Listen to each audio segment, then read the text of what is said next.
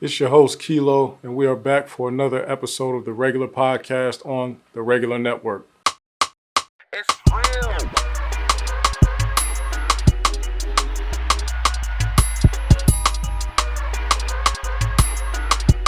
All right, so welcome back. I know I'm a little bit late with this week's episode, but I was taking time to compile some information. A lot of stuff was going on this week.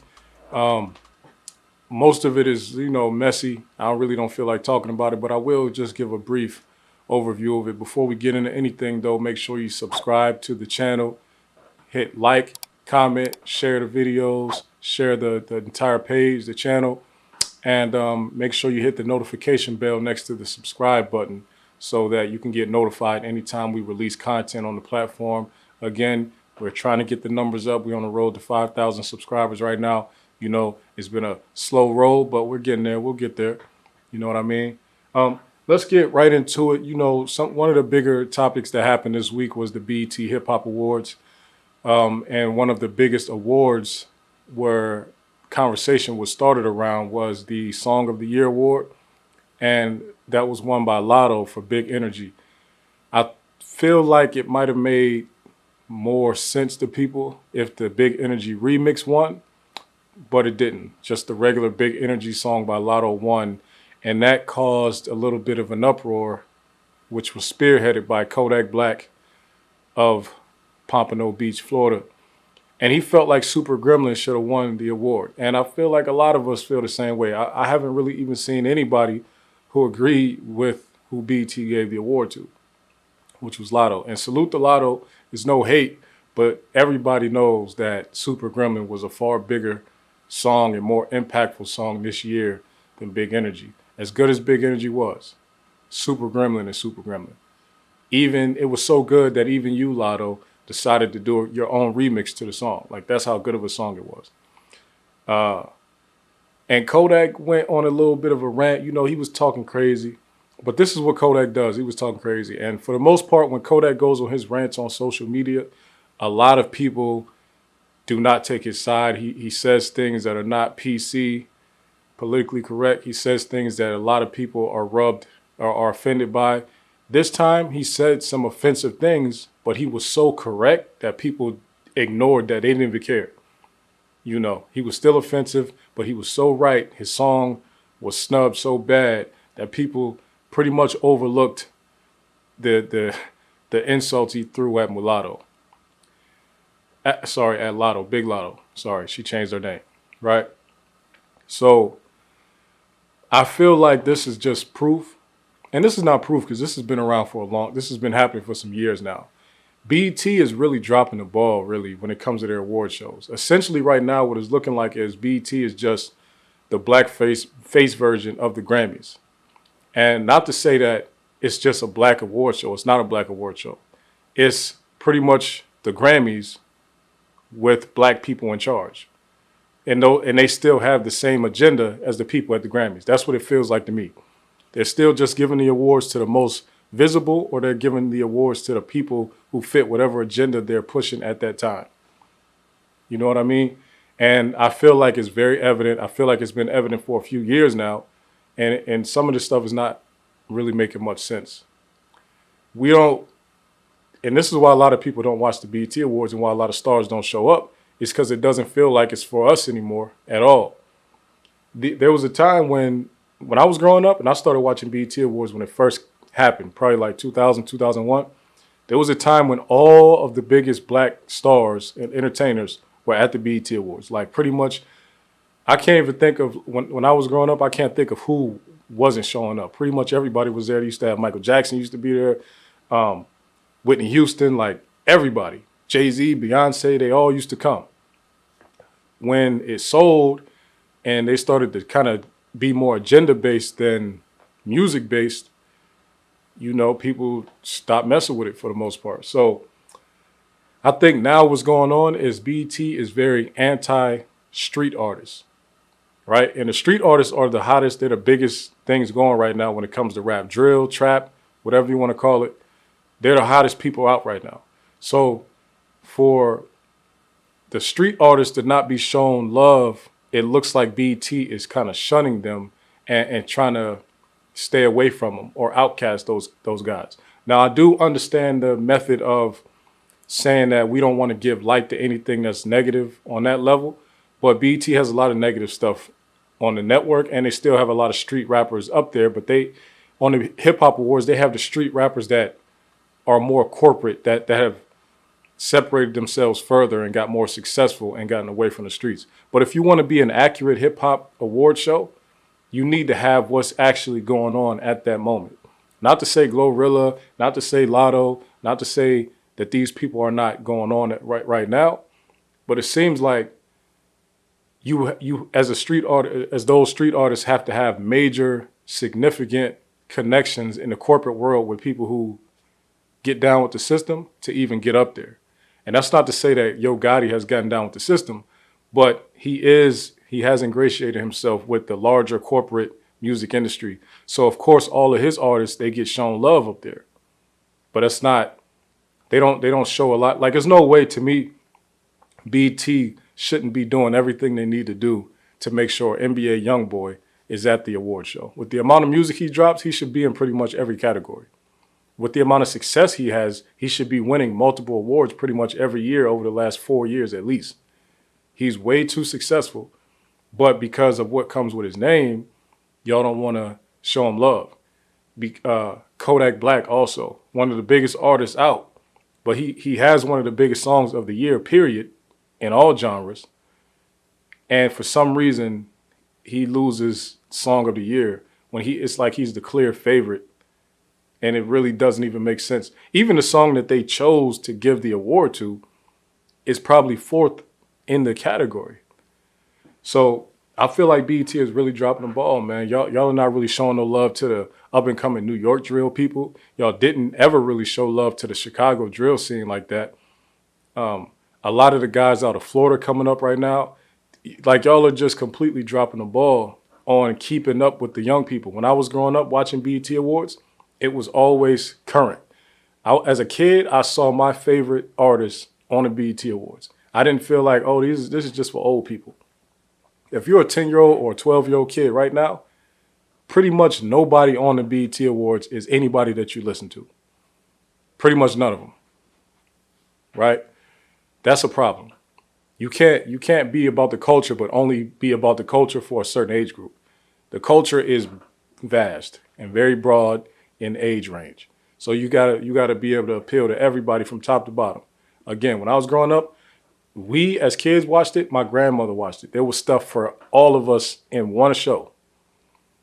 That's not the case now. And BET, y'all are not gonna do it by having TikTok artists up there that people don't even know their full song. You got somebody up there who has a song that's viral for a 10-second clip, and y'all have them up there performing the song. Like, what are y'all doing? It's way too much corporate foolishness going on, and y'all have to stop this, man. Y'all have to stop this. Again, I'm not trying to spend too much time on that like that. Another big story that just came out within the last about 2 days, and today is Saturday, the 8th of October. Last 2 days, Draymond Green and Jordan Poole got into a situation in practice. And I guess people heard about it, but then TMZ did what TMZ does. TMZ is pretty much the Illuminati of California, right? They can do anything, it seems. But TMZ was able to get their hands on the video from practice footage of Draymond Green pretty much almost knocking out Jordan Poole. When I say almost knock out, I'm saying that Jordan Poole didn't, fall on the ground sleep. He definitely got dropped from a punch from Draymond Green. So we can't hear the video, but what we see is Draymond Green is like on the sideline, over on the sideline. Jordan Poole is somewhere in the key, in the post area. And Draymond Green is talking. They're kind of talking to each other from a distance. Then Draymond Green walks up to Jordan Poole, gets in his face. Jordan Poole pushes him. Draymond Green proceeds to punch him in the face rather hard, right? Jordan Poole's knees buckle. He falls up against the wall, slides down like it's a movie, like a BET movie or something. He really rocked him with one hit. And the sports world is really, the NBA sports world is really in an uproar because half the people are saying it was a weak, cowardly move. Why would he hit his teammate like that? or it was a sucker punch or whatever. Then the other half is saying, if you push somebody, you need to be ready to fight. And that's my stance on it. Don't push anybody. If y'all are arguing, then keep it at words. If you feel like you want to escalate it, then do what Jordan Poole did. Push somebody. But if you don't want to fight, don't push a person. I know some people are like pushing and punching is not the same thing. Yes, it is. If you push somebody, you assaulted them. They can do whatever back to you they want. All right. Now, it's up to Draymond Green is going to have to deal with the consequences, of course. He's not about to get I don't know what he's about to get. I would imagine he's not getting a slap on the wrist for something like that, especially with the video getting out. Now, the Warriors kind of have to handle it harshly because there's a lot of people that do not like what happened. People didn't like Draymond Green already anyway. Now they really don't like him, right? So I would say, man, like me personally, I wouldn't have punched the guy, but I also wouldn't have pushed the guy that I'm arguing with. You know what I'm saying? Because once you initiate contact, you pretty much are saying you want to fight. I don't even know what world this means something else. And I mean, I feel like y'all are thinking, I don't even know what time period y'all are thinking about where there was a time where you could argue with somebody and then it escalate to pushing and then it just doesn't start a fight. I don't even know what world that is. I'm not from whatever world that is. That's reality TV world. I'm not from reality TV. Clearly, Draymond Green is not from there either. They're not just about to push each other and yell at each other the whole time. Once you push somebody, you have started the fight. You started the fight. Getting in somebody's face is not a threat of violence. No matter how many times y'all want to say it, people are allowed to get close to you. It's annoying. We would like people to not do it, but it's not assault to get in somebody's face. Okay? So once you push them, you started the fight. Okay. That's enough of that, man. Y'all let me know what y'all think about that. I think what I think, you think what you think. Now, moving right along to brother Kanye West set the internet on fire once again by going to Paris Fashion Week in Paris.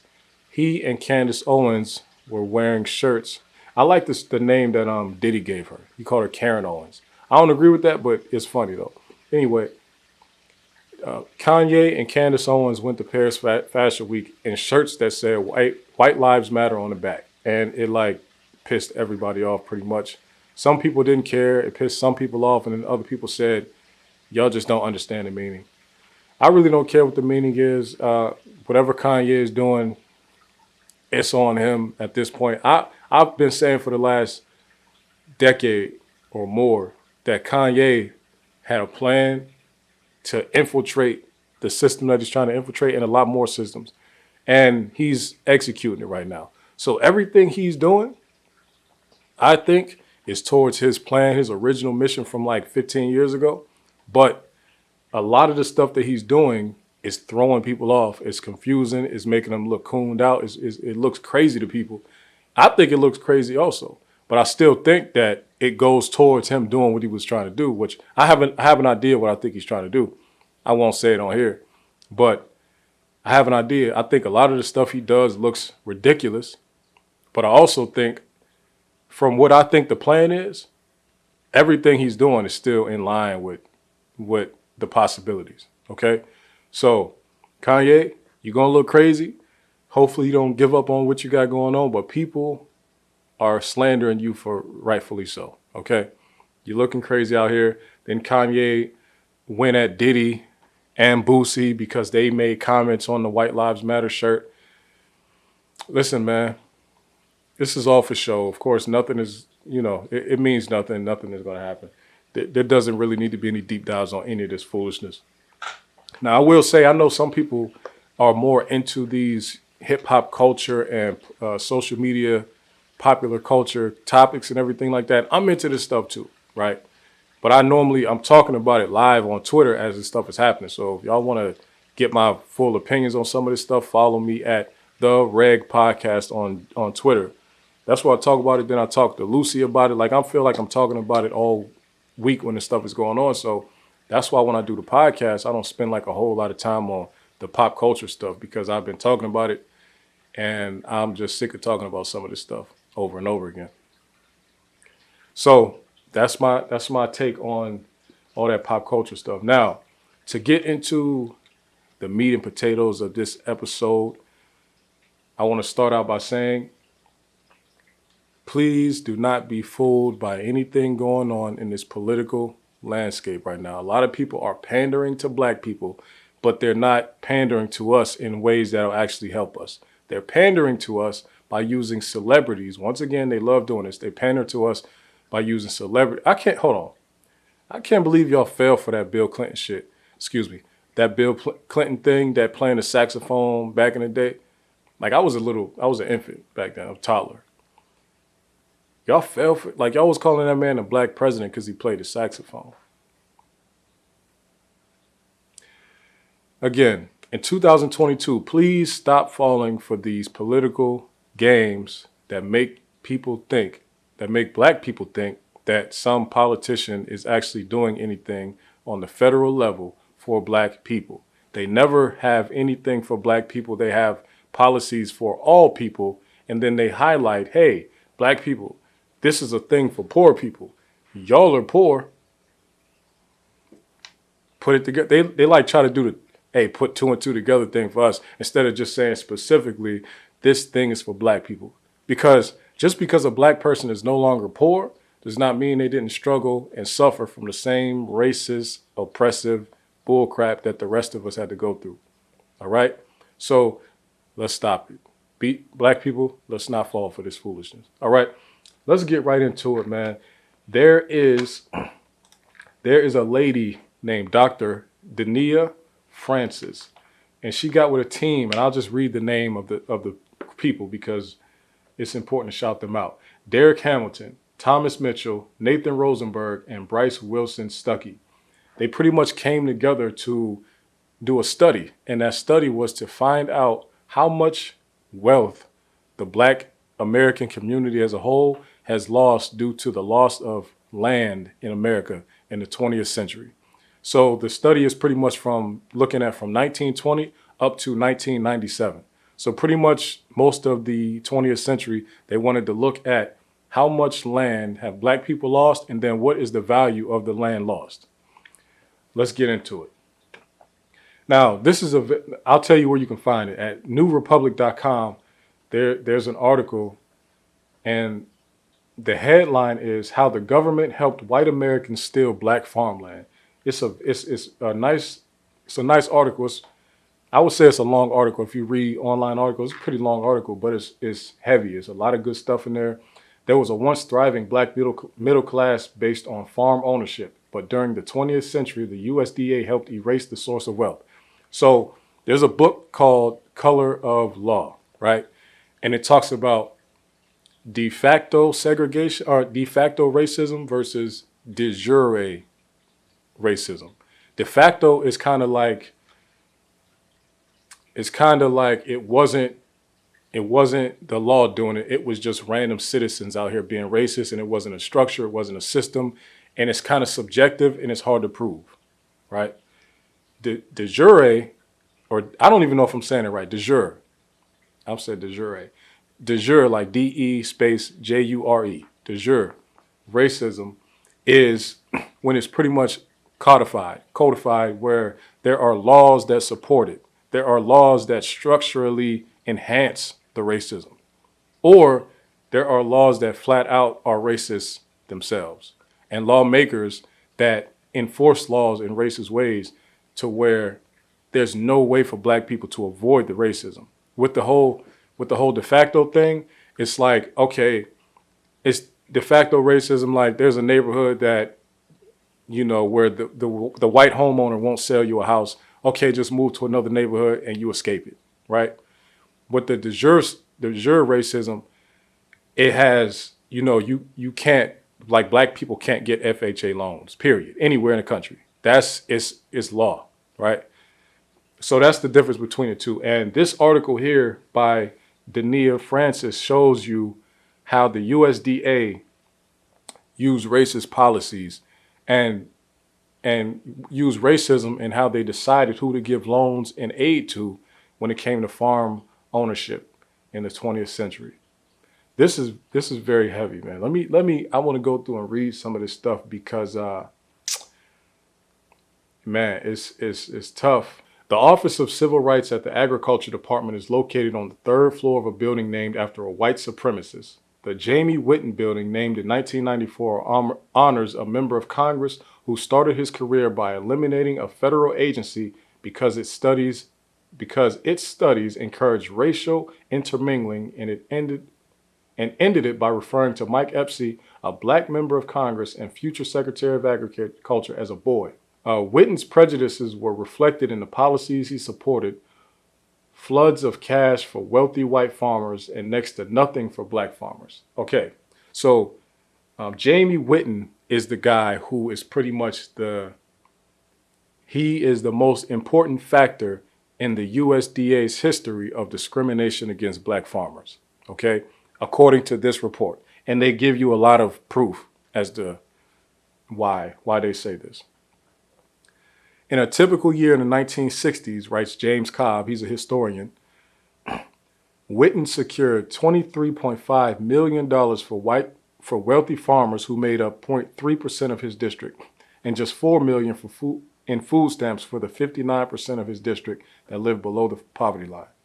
This will go back to what we talked about with the Brett Favre situation in Mississippi, where he was given all of this money by these white men who were in charge of the state TANF funds in Mississippi, right? This is the same type of thing. This is how they used to do it. And that's why I think the people running Mississippi were so appalled that they were getting in trouble, and they don't feel like they should be in much trouble. They were just doing status quo activity. This is what was going on pretty much everywhere in America. White people would be at the heads of these states. A lot of federal money would come to their state, and they would distribute it to their friends, essentially, or people who the good old boys club. They would distribute that money to those people and give pennies or nickels to the rest of the state. That's how it's been working for a long time. So this Mississippi thing is much bigger than a lot of people realize. Okay? Jamie once explained to Senator George McGovern that if hunger was not a problem, it won't work. That's his wording. That was his wording. If hunger was not a problem, niggers won't work.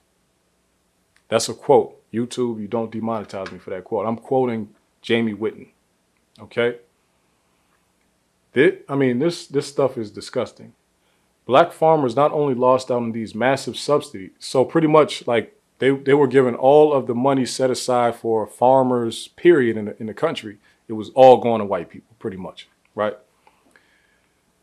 Black farmers not only lost out on these massive subsidies, they have been effectively disenfranchised within the modern agricultural system. Under the conditions of savage oppression, black families emerged early 1900s with almost 20 million acres of farmland.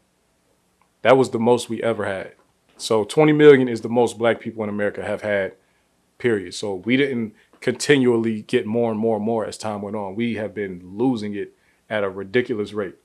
It says, since the early 1900s, when we had 20 million acres, black people collectively, we have lost roughly 90% of that. It's disgusting what's going on, man. So let's get to this right here. Despite the scale of this deliberate state-sanctioned dispossession, no one has estimated how much black families have lost. So we always talk about, hey, we lost all this land, but nobody has put a number on it until this article here, this study done by this great team that we just discussed earlier. The lost wealth and income from the land totals about $326 billion. $326 billion with a big B. Big bravo. That's a lot of money. And honestly, that doesn't include money that could have been made off of investments. That doesn't account for compound interest. That's only the land itself. That's how much money has been lost by the black community as a whole. And we got to be specific here because this was a time when they didn't allow black immigrants to come to America. So essentially, all of that 20 million acres was 100% Black American descendant of slave. Descendants of enslaved Americans, that 20 million acres was those people, the people who had been previously enslaved just 40 years earlier, right? So you got to think about that. They had 20 million acres 40 years out of slavery that they owned. That's just the stuff we own. We also worked on a lot of white farms as well, right? And we'll get to that part. We'll get to what happened with that later, right? And so that's the type of wealth that Black rural families had. So imagine if you had a rural Black middle class that had that type of wealth still to this day, what type of communities we could have built around. If they wouldn't have been rural anymore. Those would have been cities now, big cities, and they would have been all over the South. By 1890, about 20% of Black farm families owned their land. And by 1910, that figure had reached 25%. Even as white creditors cheated them, white planters worked them ragged, white politicians disfranchised them, and white mobs targeted them with arson and lynchings, over 425,000 families were able to save up enough to purchase 20 million acres in the Jim Crow South. And we're really talking about the South because pretty much all the Black farms were owned in 17 states. So it's pretty much the entire southern part of the United States, right? So just think about that. This is not just 20 million acres that you had to save up your money to get, right? This is 20 million acres that you had to save up when you were being paid less than everybody else, right? You were also being attacked by super racist white people. And you were also having lawmakers make it hard for you to even own anything. And they still got that much land. Okay, really what I just need y'all to go ahead and read this entire study because there's really a lot happening here. And it's way too interesting to just try to sum it up on a podcast. I did sum it up, but you still have to go and get all the details. But this kind of leads me into something else that I read. And everything else I'm about to talk about is related to this here. But I came across an article a couple months ago in late August that was pretty much talking about how the University of Texas college system, because Texas, all their colleges and universities part of one state system. And so pretty much all the land that it has colleges on it, Texas, the state of Texas school system owns it, right? And it talked about how this school system is about to pass or very close to passing Harvard as the most well-endowed school system, University of Texas school system in the country. And it's all pretty much based on land, based on oil produced from land, right? So you have Texas pretty much, you have Texas's schools pretty much, because there's a lot more oil land in Texas that the school system doesn't own. They only own like small pieces of Texas. I said small pieces. It's 2 million acres, right? But Texas is humongous. So 2 million acres is, a small piece. And they have been selling the oil from that land to these oil drillers for decades. And now with the cost of oil up so much right now, they're catching up to Harvard and how much they have in their endowment, right? Now just think about this. Texas is the South. There were Black people who owned land in the South. But there's also oil fields in other parts of the South, under oil fields in other parts of the South as well. So think about with that 20 million acres that Black people lost out on, because we're down to 4 million acres now. With that amount of acres that we lost out on, how much of that acreage could have been oil fields that we had right under our feet and that we no longer have access to? I know for one, my family in Mississippi has some land, and I think a part of the land had some oil in it. So but this was from so far back that I guess by the time a check got down to me, it'd be so small, there's no point in giving me one. But older family members have received checks from this land, and my family still owns the land now. So that's in Mississippi. So imagine how many other families in Mississippi had land, but they weren't able to keep it. And that's millions of dollars or billions potentially of dollars in oil money that black family could have had that they no longer have access to because it was stolen from them through racist USDA policies, right?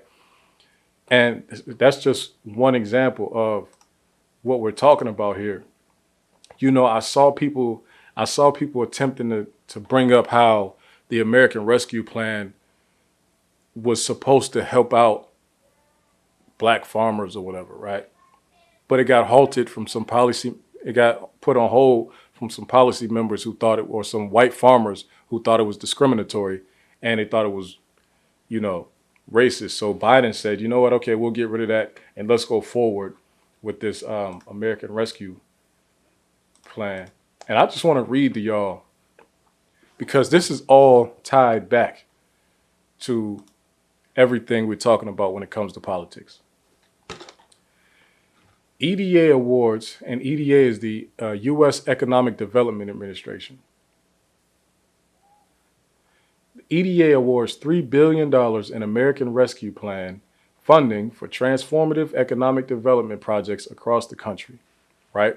Now, the reason I want to talk about this, the American Rescue Plan, is because they used wording in here to find a way to be vague, but also be very specific in who they were targeting with the money that they had for people, right? We always say these policies that they have for black people, they're vague, and they're really not vague. They're for everybody.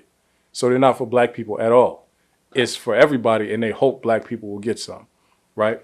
So pretty much what happened is, in the American Rescue Plan, Congress allocated an unprecedented $3 billion to Economic Development Administration in supplemental one-time funding, and required EDA to disperse all awards by September 30th, 2022 in order to meet the urgent needs of American communities. Today is October 8th, and so the deadline was just a week ago.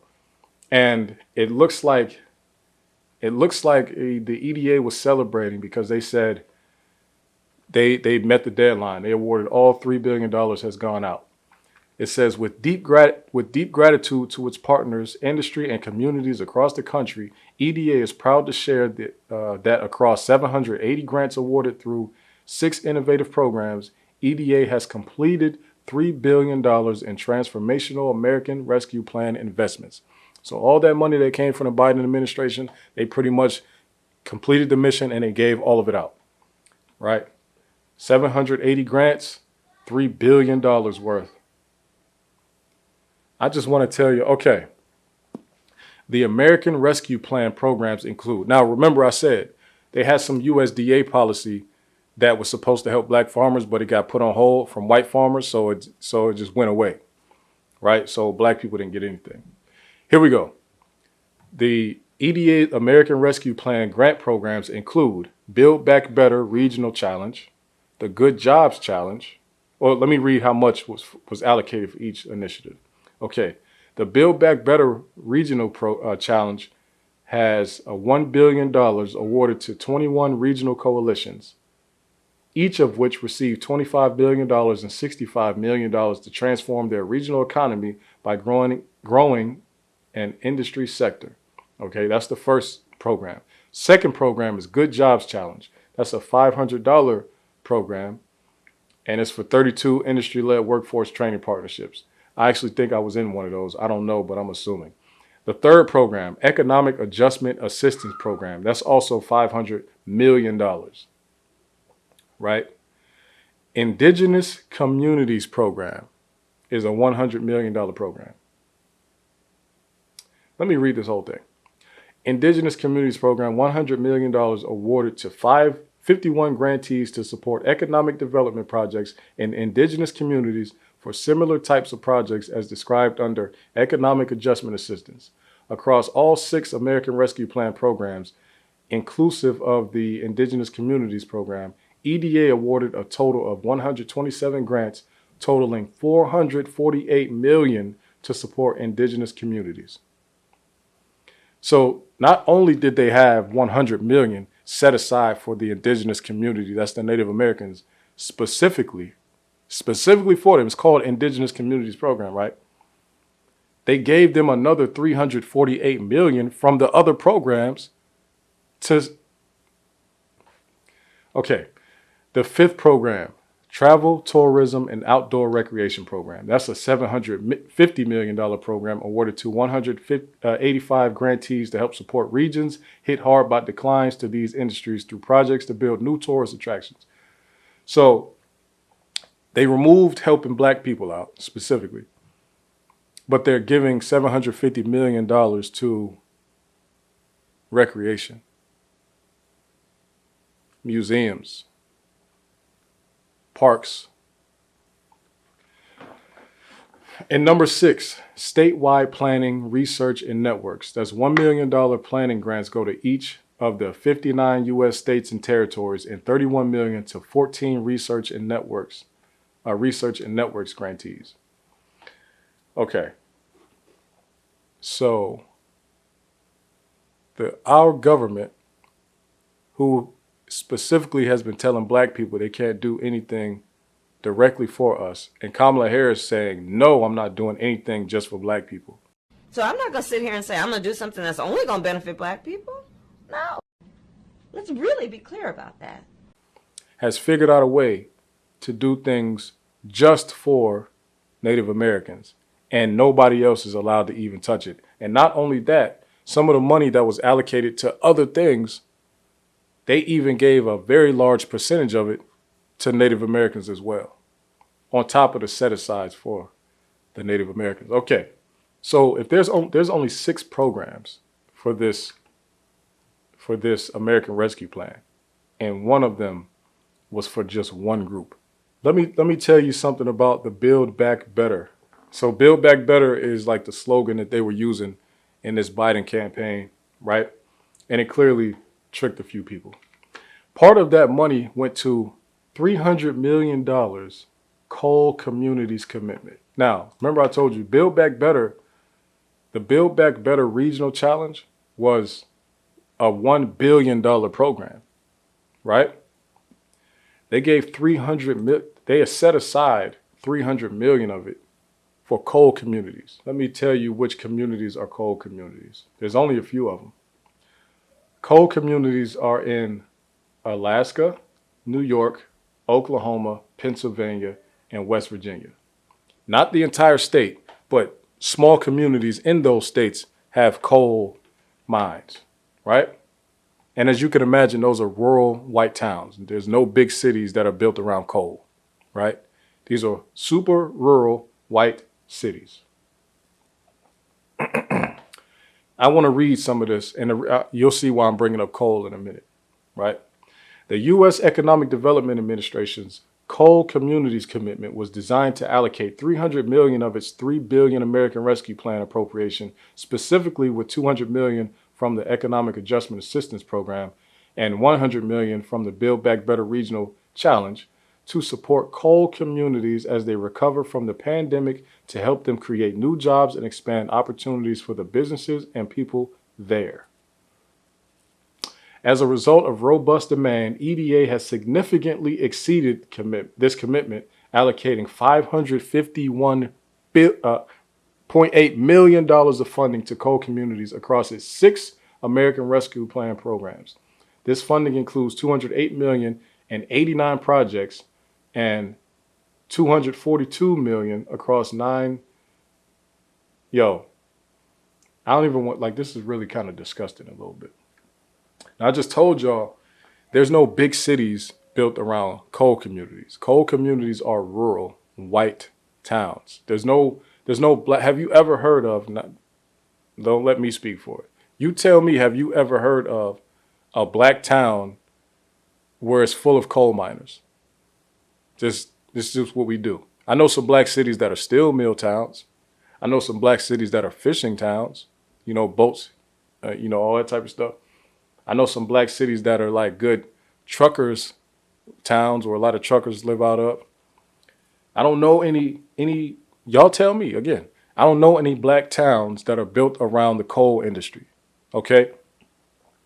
The reason this is disgusting and the reason that it's important is because our government knows how to target people when they want to target people. They didn't have to say this is for white rural people. They said it's for coal communities. When they say coal communities, they know who lives in coal communities because they just know, right? So when you allocate $300 million for coal communities, and then you spend another $250 million on top of what you already allocated specifically for them, let's think about this again. The entire program is $3 billion. They spent 1/6 of that on rural white cities. These are not cities with skyscrapers that need a bunch of money. These are not cities with 1 million cars on the road that need new roads. These are rural towns with probably 2 gas stations and a McDonald's. That's the type of places, and they got a bunch of diners, probably no hotels. These are the type of places coal mines are at, right? Bunch of rural in the mountains places. They don't have anything there, right? And they not only did they think they needed 10% of the entire budget, they thought that they needed another 200 million on top of that. I need somebody to help me understand why we let stuff like this go past. And then when black people specifically, when black Americans ask for things to be allocated specifically for us, like the black people that we have in leadership positions tell us to shut up and they argue against us. Well, we're only using examples from other people on how you should get things specifically for you and your community. Why is it a problem when we ask for it? Like I just said, they spent 16% of this entire American Rescue Plan on 6 rural areas in 5 states: Alaska, New York, Oklahoma, Pennsylvania, and West Virginia. Rural white areas got 16% of this money. Again, I bring it up to say they know how to target people when they want to target people. They even know how to use wording that targets people that doesn't have to say a race in the wording. Because if you want to, you know how you could target black people without saying black people? You damn sure don't say poor. That's not how you target black people, because there's a lot of poor everybody. So they need to stop doing that. And then you need to stop saying, okay, we'll target black people without saying black people. So what we'll do is we will lower crack sentences. You don't target black people by lowering crack sentences. Most black people have never been to jail for crack. Just because there was a lot of black people that went to jail for crack, most of them are out of jail, first of all. Secondly, most black people, by far, the majority, have never been locked up for a crack offense. So again, that does not target black people, right? That's not how you help black people. There's ways to target us if you're so scared to use the terms Black American. I prefer just using the term Black American.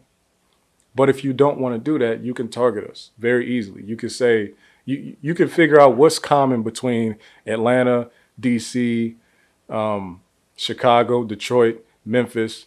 What's the common thread between those cities that is not just Black Americans? Find the common thread and then target that thing. Because that's what you did with these coal communities. You found a common thread between all these rural white people. And then you just said, okay, let's use coal. And you did it. Now, that's enough of my ranting, man. I just gave y'all a good 30 minutes on this alone because I feel like it's very important. I want y'all to go do your research on this. I want you to learn about what's happening out here when it comes to how our politicians are giving us bullcrap symbology, and they're giving other people real things that they can build families and build wealth with. Okay? To spend 16% of this transform. First of all, I'm sorry, I got to go backwards a little bit. First of all, I would bet most of those areas, where this coal thing is at, I bet most of those areas didn't even vote for Biden. Just think about that. The American Rescue Plan is Biden's plan. His post-pandemic, I want to rebuild the country back better. 16% of that money went to people who didn't even vote for this man.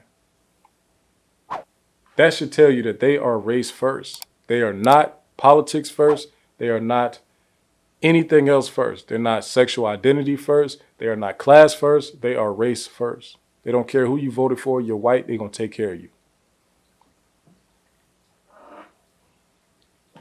That's all I got for y'all, man. Make sure you subscribe to the channel. Peace out.